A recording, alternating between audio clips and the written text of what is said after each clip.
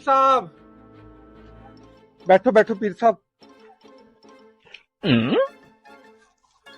पीर साहब मेरे घर के हालात बहुत खराब ने, कोई दुआ करो पीर साहब। अल्लाह खैर करेगा, लहरा बहरा हो जाएंगी। परेशान ना हो बच्चे।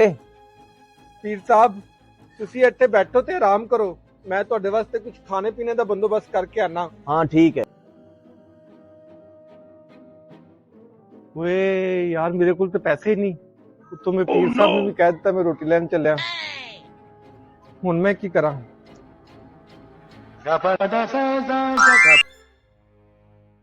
यार हुण की करा।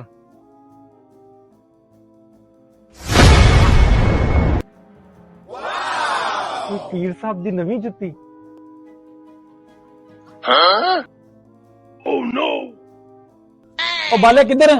यार जुत्ती बेचनी है। ਕਿੰਨੇ ਦੀ? 500 दी। ਤੇ ਮੈਨੂੰ ਦੇ ਦੇ। दे 500। पीर साहब खाना नोश फरमाओ। माशाल्लाह।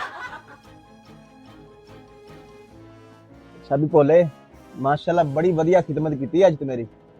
और ਇਹਦਾ ਰਾਜ਼ ਕੀ ਹੈ? पीर साहब ਤੁਹਾਨੂੰ ਕੀ ਦੱਸਾਂ, ਬਸ ਤੁਹਾਡੀਆਂ ਜੁੱਤੀਆਂ ਦਾ ਸਦਕਾ ਹੈ।